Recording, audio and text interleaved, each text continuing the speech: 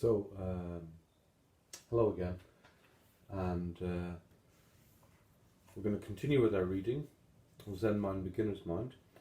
This time we're turning to page 80, to polish a tile. To polish a tile. This is a well-known koan, or teaching story within the Zen tradition.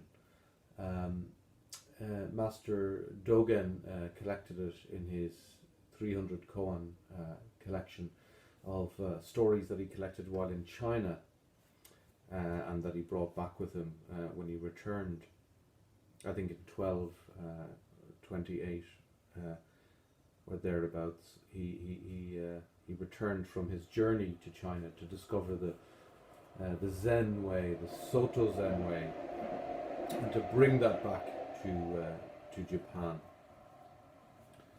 So this old koan is being drawn on here from Suzuki Roshi. So I'll read the koan as presented by Suzuki.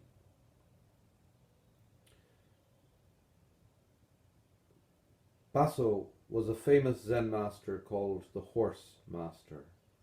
He was the disciple of Nangaku, one of the sixth patriarch's disciples. One day, while he was studying under Nangaku, Baso was sitting practicing zazen. He was a man of large physical build.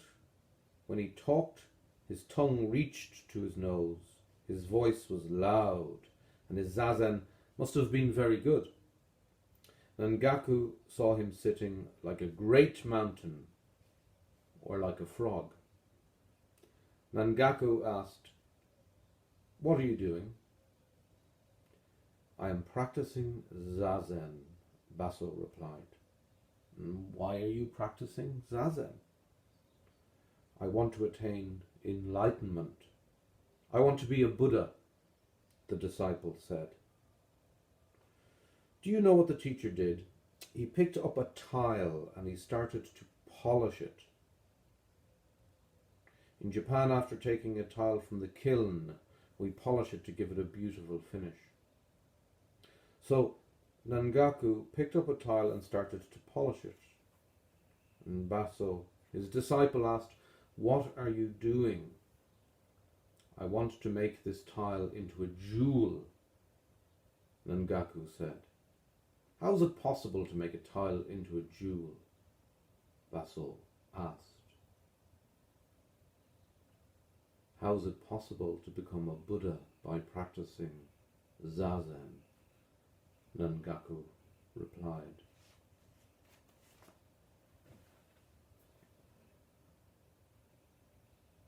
To polish a tile.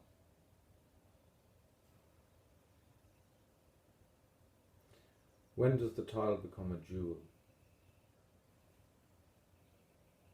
How long must one polish a tile for it to become a sparkling jewel?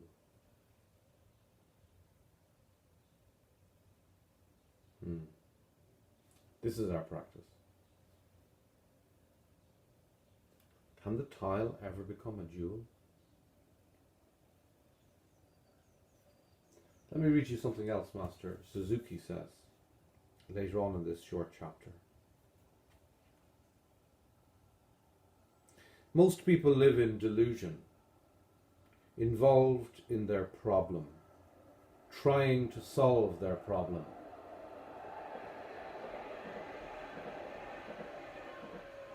But just to live is actually to live in problems. And to solve the problem is to be part of it, to be one with it.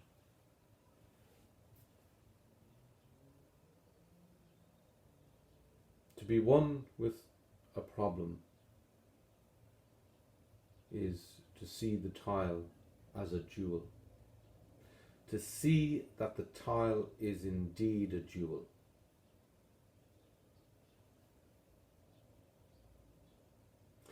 So many spiritual paths and spiritual teachers promise heaven they promise perfection.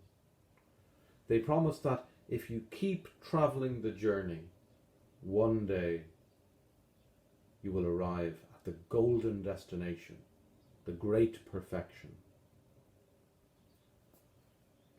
As my own teacher, Taigu Tular, teaches in his recent book, Taming Awakening, his book on the 10 ox herding pictures within the Chinese Zen tradition,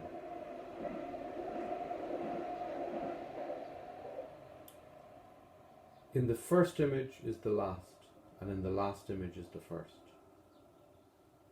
That the beginning of the journey and the end of the journey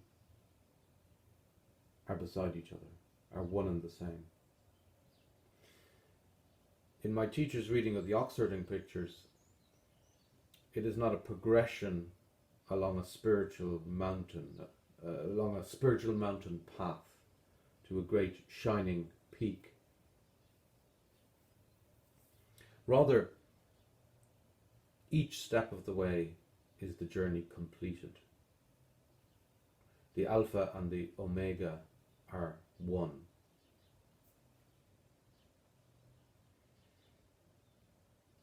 This is the truth. To be human, to be alive, is to have problems. There is no state free of all problems. Our human life is one where we accept and work with those problems, not where we imagine someday will be perfect and that we are now imperfect because we have problems. So the novice has everything in their practice, and the experienced practitioner is a novice.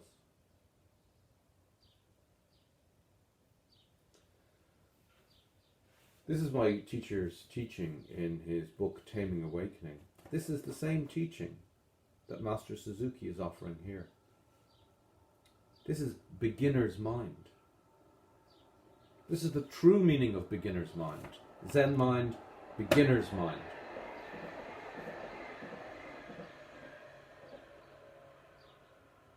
Most people live in delusion, involved in their problem, trying to solve their problem.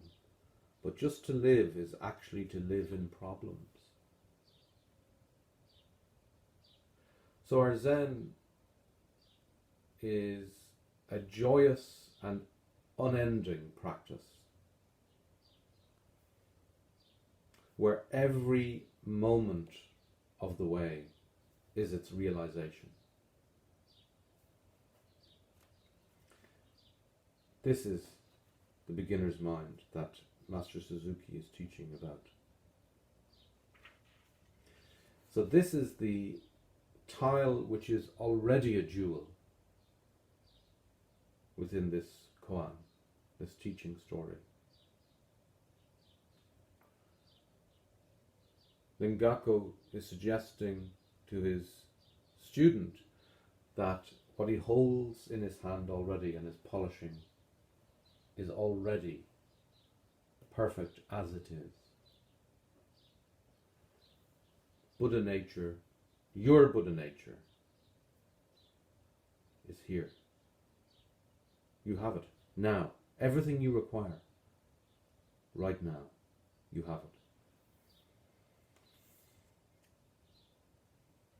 When you become you, Zen becomes Zen. When you are you, you see things as they are, and you become at one with your surroundings. So you become you is when Zen becomes Zen. This is where reality is. This is where enlightenment is. And this is where it is all realized simultaneously.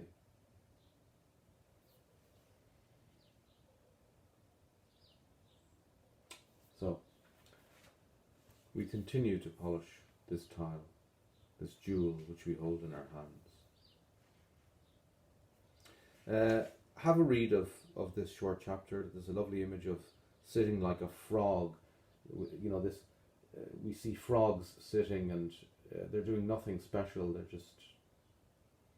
They're just living the truth as it emerges, moment by moment.